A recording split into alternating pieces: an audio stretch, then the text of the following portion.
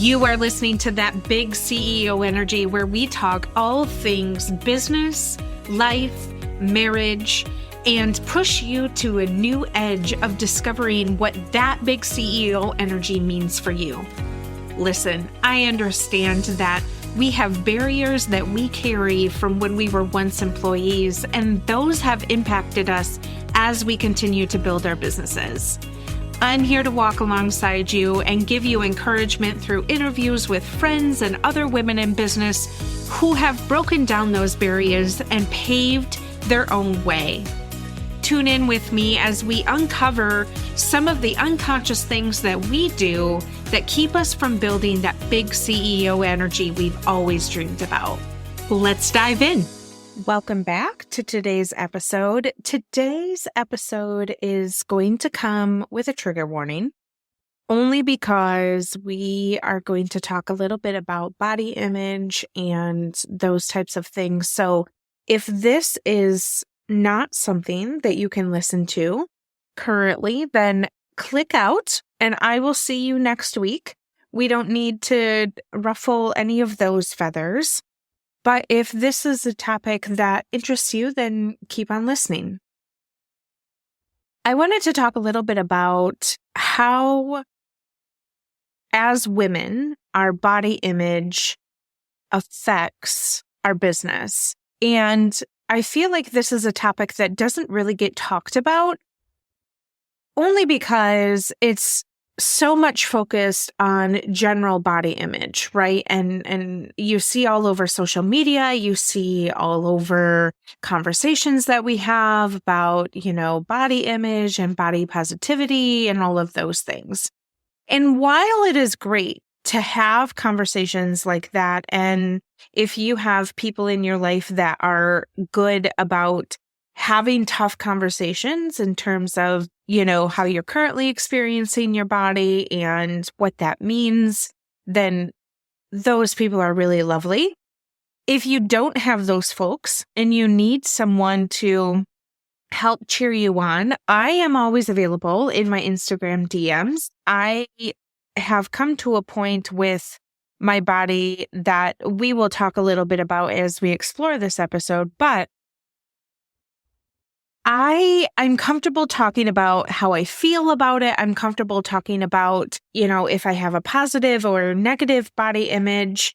And that, I think, fluctuates. You can move in and out of positive and negative body image. So anyways, if you need that kind of support, I'm always open. Feel free. But one of the things that when we generally talk about our body image, it's usually from a whole, right? And we don't really look at it from the perspective of how does it affect everything else that we're doing, but more specifically, how does it affect when we are showing up as business owners? So I want to work through that. What I would like to start with is clearly defining what a body image is. And when we think about body image, it is how you see yourself in the mirror, what you believe about your own appearance, how you feel about your body, which includes how tall you are, sort of what shape you have, how much you weigh, and how do you feel in your body? Not just about how do we feel about the outside, but how do you feel inside? And when you explore a positive body image, some of those things are just having a really clear, understanding of your body shape, appreciating what that natural body shape is, and being proud and accepting of the unique body that you have been gifted, but also refusing to spend energy worrying about food or weight or anything. And what I would say as a caveat to that is when you have a positive body image, you, to an extent, can care about food and weight, right? It is, how am I fueling my body today? Am I eating foods that make me feel good? And what does that look like? that is still within the range of having a positive body image. But then also like just being comfortable and confident in your body.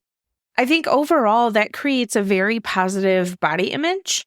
Whereas like when you're negative about it, you sort of have this distorted perception of kind of what your shape is, and you're not really appreciative of, what it looks like, what you feel like inside of it. And then it often comes with feelings of feeling self-conscious and anxious about your body and feeling uncomfortable and awkward and just all of those things.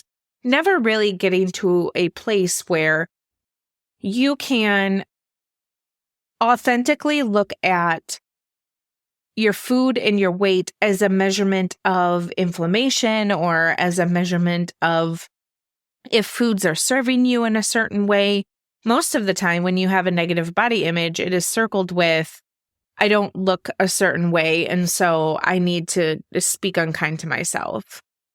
When we have this perception of body image, whether it be negative or positive, we have to sort of include like, what are sort of the aspects of body image, right? We have sort of this perception, which is not always reality. And it's really what you perceive versus what others see, which can be vastly different. It's definitely affective. So how you feel about your body, like you may be happy about certain areas of your body, but, dislike others. I don't think that's anything outside of the norm.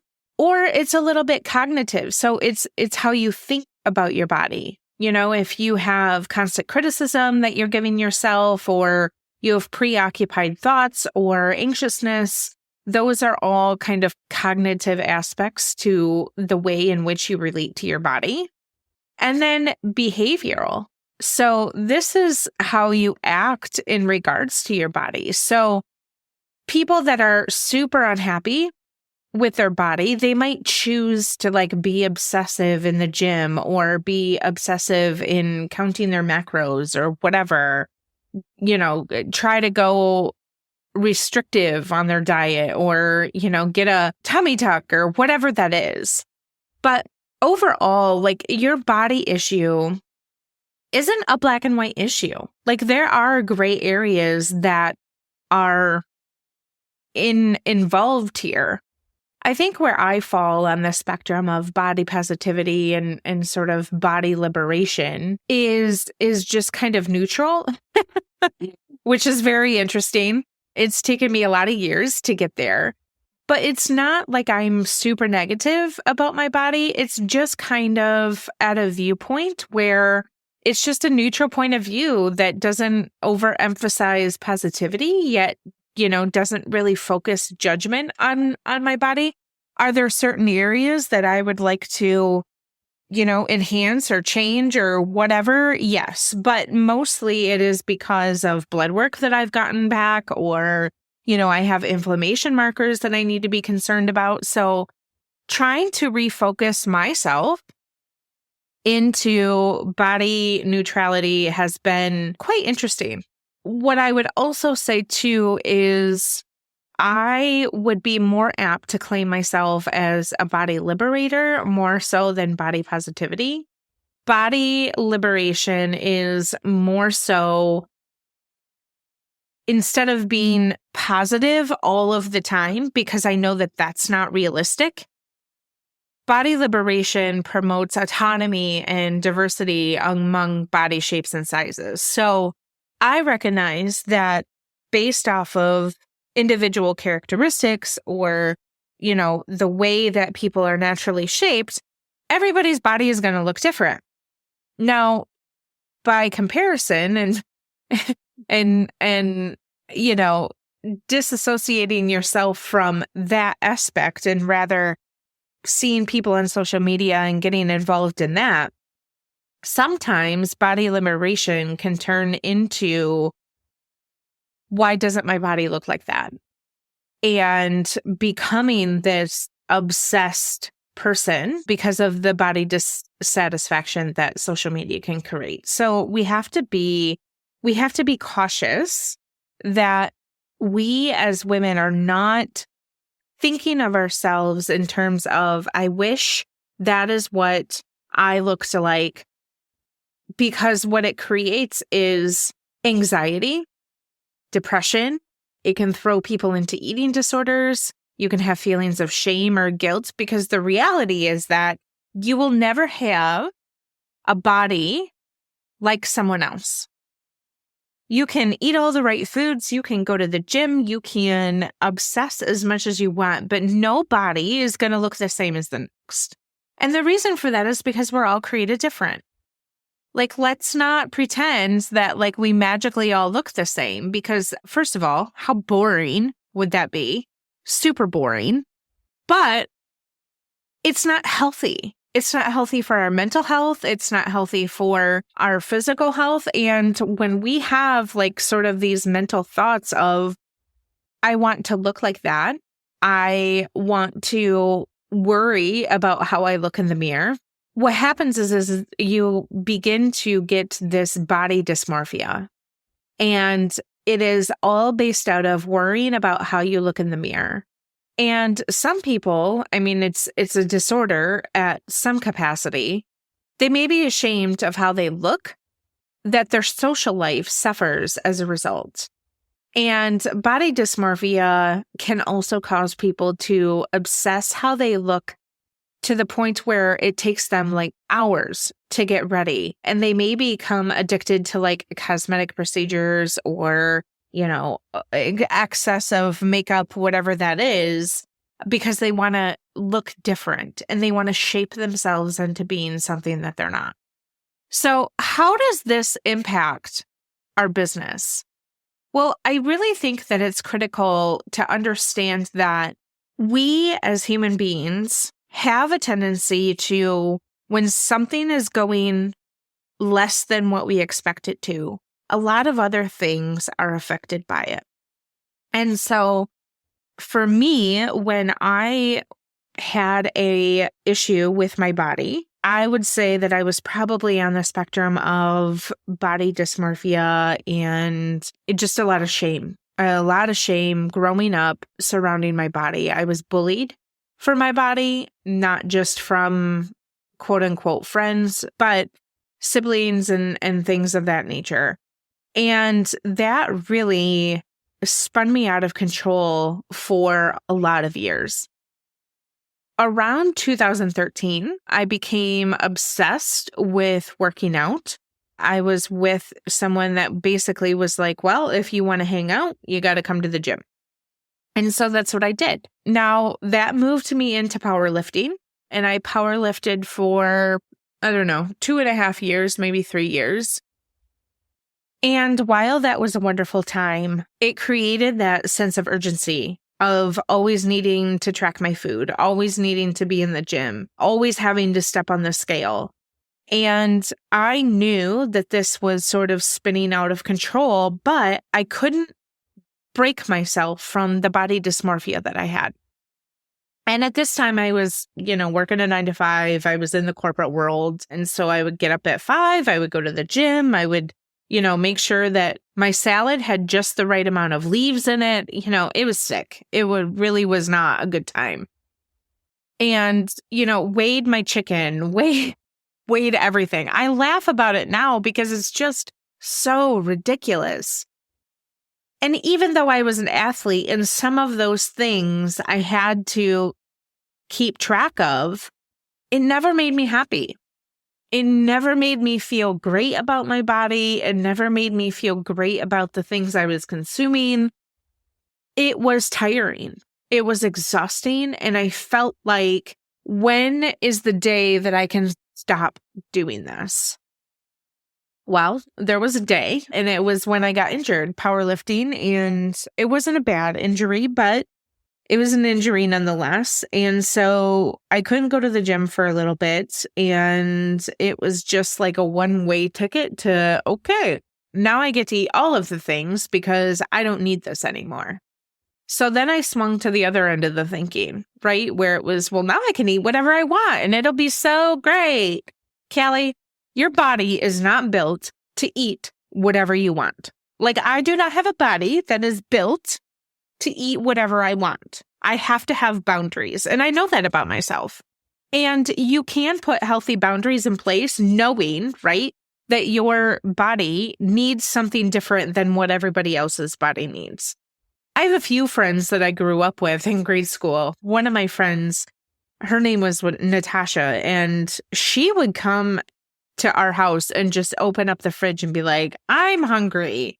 And the girl weighed like 100 pounds sopping wet, and she still like weighs next to nothing.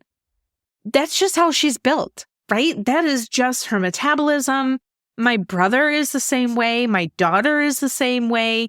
They can just eat whatever feels good. Now, with that, is it always healthy? No. So it's still not good for you, right? But they could eat whatever they want. And meanwhile, I look at lettuce and I'm gaining 5 pounds, right? So I never was gifted the opportunity to have a body where I would gain the thinking of I can just eat whatever I want and however much I want and it'll be fine.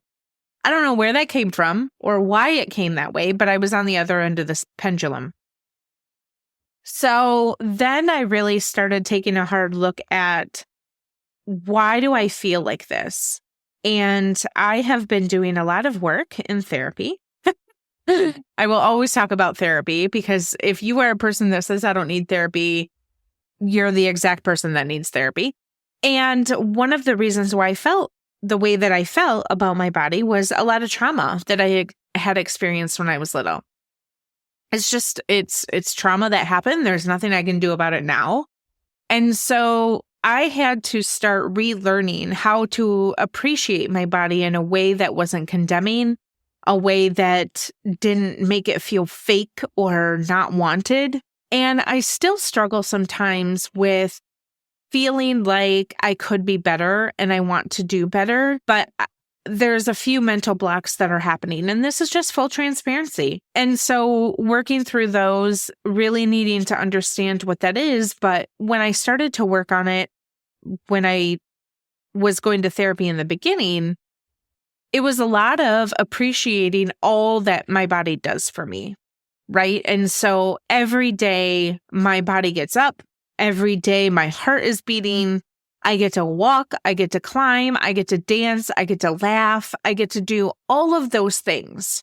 And they are some of the smallest and most amazing things. So that is my first encouragement to you is like, if nothing else, can we start there? Can we just start there of just appreciating all that your body has done for you? If you have kids or if you've had a child or if you've ever been pregnant, you know the wonderful and amazing capability that a woman's body has. You know that. And if you have been gifted the experience of having a pregnancy, whether you've carried to full term or not, if you've been gifted that opportunity, you know how quickly and how rapidly your body changes. And for those who can celebrate that, and for those that really go, you know what? My body does some amazing things. And your body is a protector. Your body knows when to protect you from trauma. Your brain knows when to protect you from trauma. But one of the other things that I was working on is keeping a list of things that I like about myself. Every night I would go to bed and I would write 5 things that I liked about myself that day. Maybe it was the way that my hair looked, or the way that I did my eyeshadow that day, or the outfit that I put together that day, or my nail polish, whatever that is. But I would keep a running tally. And then at the end of the week, I would go back and I would read through those things to just kind of meditate and always remind myself. But what really started to happen is I started to have this sense of confidence and self-acceptance and openness about my body that made it really, really beautiful and approachable. And I looked at myself as a whole person, that when I stood in the mirror and I could see who I was, it wasn't me focusing on specific body parts. It was a whole, confident, empowered woman who was, at the end of the day, successful. And success is something that you first need to define by yourself, because I can't define what success is. Society can't define what it is.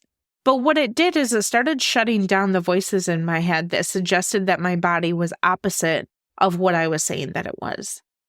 My positive affirmations took over the negative self-talk.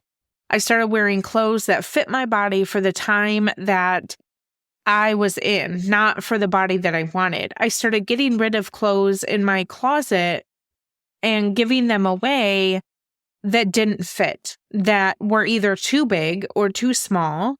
And I just overall started being kind and patient with myself and getting outside of my head, because my whole thought process was, if I'm spending so much energy worrying about what my body looks like and who I am and how I feel about my body, if I spend all of that energy, I will never have energy to spend on my business or on people that I love.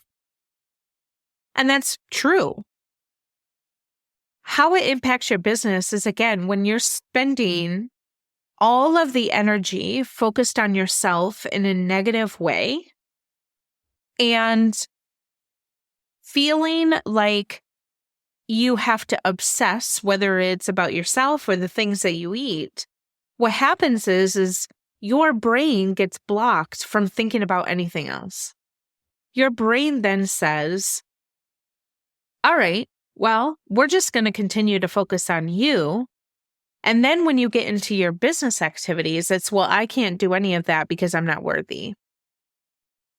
I can't start a workshop, or I can't show up on social media because look at me. Have you heard me? Have you seen me? I'm awful. Look at my fat roll. My gosh, I have a fupa. Or my flabby arms. Gosh, my neck. Ugh. My teeth aren't perfect. All of these things start to swirl, and it creates this imposter syndrome for you to give yourself an easy out for not doing whatever that thing is, for not doing whatever the business activity is. So if you are having a hard time showing up on social media, if you are having a hard time showing up in real life spaces, if you are having a hard time, putting together a course or anything in your business, it all starts with how we think about ourselves. When we think that we are incapable of loving ourselves, what happens is subconsciously, even though outwardly we're saying, yes, we love people and yes, we love, the community spaces that we're sharing, subconsciously, because you think to yourself, I have no authority to be here because look at me, you will never show up as your authentic self. And you and them will never get to experience how great you are, how wonderful you are, and how powerful you are outside of what your freaking body looks like. I know that I am not the only one that struggles with this. I know that someone of my size or less than my size is not the only one that struggles with this. People who we think on the naked eye that are fit and whatever, they also experience body negativity. I don't want to diminish that at all. But how can we then reframe our thoughts and reframe our actions with our own bodies into positive ones so that we can expand our businesses? Because putting all of the energy and all of the focus into what you believe is negative about your body only creates the enhancement that you will not be doing X, Y, and Z in your business because you literally do not have energy for it. You are blocking the positive energy to do any of the activities or things that need to be done in order to move the needle of your business forward. So getting outside of yourself, using the time and energy that you may have been spent worrying about your physical self to do something to help others and do acts of service, reaching out to others can help you feel better about yourself and make a positive change in our world and in our businesses. Sometimes, y'all, we just have to fake it till we make it. Sometimes we do. But I promise you, if you are fake showing up in front of the mirror and giving yourself 5 positive affirmations or writing them down, and you're not feeling them today, keep doing it. Keep doing it. Because as you continue to do it, you will start to believe it. And if you need to repeat it 10 times, repeat it 10 times. But when we decide that we are not going to love ourselves, or we decide that we're not going to be positive about our body, it changes the way in which we interact with everyone else, and it changes the way in which we do business. And so you've just got to make up your mind. Am I going to let negative thoughts permeate me in such a way that does not create the business needs to move forward? Or am I going to decide that I'm going to love myself as a whole and I'm going to show up in a way that presents confidence, even when I don't feel like it, in order to help my business grow and flourish? It's really a simple choice, but it's not a simple concept, right? Like, I can sit and I can say all of these things, but you're like, how do I do that? And I just gave you a few ideas, but you just keep working at it. And you are a whole person. So let's not focus on our stomach. Let's not focus on our arms. Let's not focus on our chin or whatever, because at the end of the day, if someone comes and circulates your area of space and they are talking negatively to you, I want you to always remember that it is a reflection of them. It is not a reflection of you. And you are worthy of blocking them and moving on. Block and move on. Nobody has time for that. Nobody does. And if you are experiencing on social media where accounts are starting to make you feel like you need to be doing more and you need to be weighing your food and you need to be at the gym 7 days a week, and that is just something that A, doesn't fit in your schedule right now, B, is not in the season of life because you haven't really gotten yourself to a place where you want to do that, get rid of those accounts. Goodbye. See you later. You were here for a season of life, because what happens is it creates this idea in our body that we are not worthy of showing up in our business a certain way. We are not worthy of showing up in our life a certain way because we should be doing what that other person is doing. And the shoulda, woulda, couldas are not a thing. Sometimes in our season of life, we don't have the capacity, whether it's mental fortitude or time or family constraints, whatever, we don't have the capacity to show up at the gym 7 days a week. Or maybe we don't want to right now. And that's okay. Just because you should, it does not mean that you should, right? We should all be getting 30 minutes of cardio for our heart. Absolutely. I don't disagree. But at the end of the day, it's like if I have things that are more important to me and I am fueling my body in such a way that makes sense, that is health, right? It is all about what you're putting into your body. And I just simply don't want to move my body for 30 minutes right now. I'm not going to, because it's not going to make me feel any better than it would have beforehand. So instead, what I'm going to do is I'm going to recognize, right, that I need to be doing this because it's good for my health. No other reason.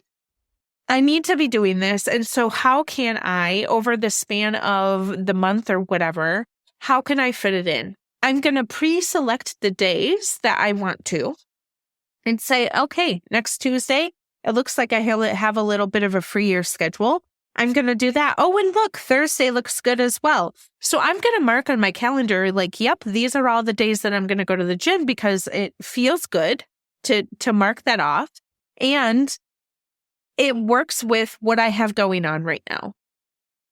If it's 5 days a week, every morning at 5 a.m., great, good for you. But if it's not 5 a.m. for 5 days a week because of things that you have going on, and, Susie over here is doing that and she's sending lots of encouragement to do that too, that's okay. But you have to do what's best for you. And when we get in a positive frame of mind and a positive area of being with our body, and we allow ourselves to say, okay, what feels good? What feels good? I want to feel good. And so if I want to feel good, because I want to make other people feel good through my business or whatever, how do I need to be feeling? What are the things that I need from my body? And sometimes that looks like I need to be kinder to it by fueling it with nicer foods. I have to be kinder to it by walking for 30 minutes. Okay, so these are my boundaries, right? If you didn't listen to the boundaries podcast, I'm going to link it for you because it's a good one. Creating your boundaries, right? What are you going to do and what are you not going to do? I'm not going to obsess over whether or not I go to the gym every day. Okay, got it. That means that I'm going to pick 4 days a week if that's what fits into my schedule right now. And I'm going to go those 4 days. I'm going to commit to myself to go those 4 days because I know that I feel good about that decision right now. And I'm going to feel good about that decision when I go. So I'm going to pre-select those. So I feel good about the movement that I have set out for me, right? So then we look at our food. It's like, okay, what doesn't make me feel good? Well, sometimes when I eat loads of pasta, it doesn't make me feel good because I have a slight gluten intolerance. And cheese doesn't really make me feel good, even though I love cheese. And it's like, okay, so how can we come back, right, and reframe that? What are some foods that will make me feel good about my body? Okay, let's pick those out. Let's make it exciting, right? Eat from the rainbow is what they call it. I love building a rainbow on my plate. You should try it. But building a rainbow on your plate, it's like, this brings me joy, okay? And so it's this positive frame of mind that you're like, I am encouraging myself. I am loving on myself. I am being respectful to myself because I am fueling and moving my body in the way in which I want to because I am in charge of my own life. In the same way with business, right? It's, okay, what are the lessons learned from this client that I had? Okay, I like clients that know what they like, know where they're going, they have a plan for their business, and they want to grow their team. Okay, those clients make sense for me. So what am I going to do? I'm going to write down the persona of what that ideal client is. And when I have a client prospect call, I will make a mental tally on if this person contributes to those attributes. If they don't, it is we are not a good fit. Thank you so much for inquiring, and we're moving on. If they are a good fit, okay, now we're moving to the next stage. So you're, again, setting boundaries, right? You're creating boundaries within yourself. And when you get in the frame of mind to create boundaries with yourself, you have no problem doing it within your business. And so when you are able then to do that within your business, what happens is the fruition comes where you start working with people that you really enjoy. You start working with clients that you love, and your business grows and you grow as a person and everyone is happy. So how you think about yourself and what you do with yourself directly affects how your business operates. And so I think for me, there's been a little bit of change and a little bit of growth and shifting in who I am as a professional and who I am in my business. And so based off of that, I have kind of taken a pause in a lot of movement areas of my life. And I'm just now getting back to the point where I feel the pull to go back and put some more movement into my body and adjust the way that I am eating and adjust the way that I am thinking, because I had to give myself a little bit of period to adjust to kind of my new professional life. And so It's been interesting. It's been a little bit of a roller coaster, and that's okay. I just have to continue to remind myself that my body is also there in seasons. My body will go through seasons. My body will go through periods of time where it looks a little bit different. And I have to be okay with that. But I also have to remember that I am responsible for getting my own self back on track. Nobody's coming to save you. Zero people actually are going to come and check on you. And so because of that, we have to figure out a way where we need to be our own cheerleader, and we have to be our own body positive affirmation queens, to where we show up in a way that is true for ourselves and then in turn is true for our business. So I hope that this was helpful. I hope that this gave you a starting point that if you are struggling in your body image, if you are struggling with how you're also showing up in your business, at least recognizing that those two are directly correlated might give you some perspective on how you can reframe what is going on. And if you're still struggling, like I said, my DMs are always open. So feel free to plug in and send me a chat. I hope that we can all get to a point in our lives with our bodies that we just appreciate them and we just enjoy them for what they are. And at the end of the day, we just stop talking about everybody else's bodies, because it's only harmful not only to us as people, but also the way in which we show up in our businesses. Thanks for tuning into the show today. If you heard something that helped you, I would love it if you would leave a review and share it with your friends. This helps more people just like you become inspired to move the needle of their big CEO energy into a positive direction. If you would like to learn more about how I can help you streamline and position your business for growth, or lead your business as a CEO, feel free to jump into the show notes with all of the links to find me. And don't forget to head over to Instagram so we can be pals.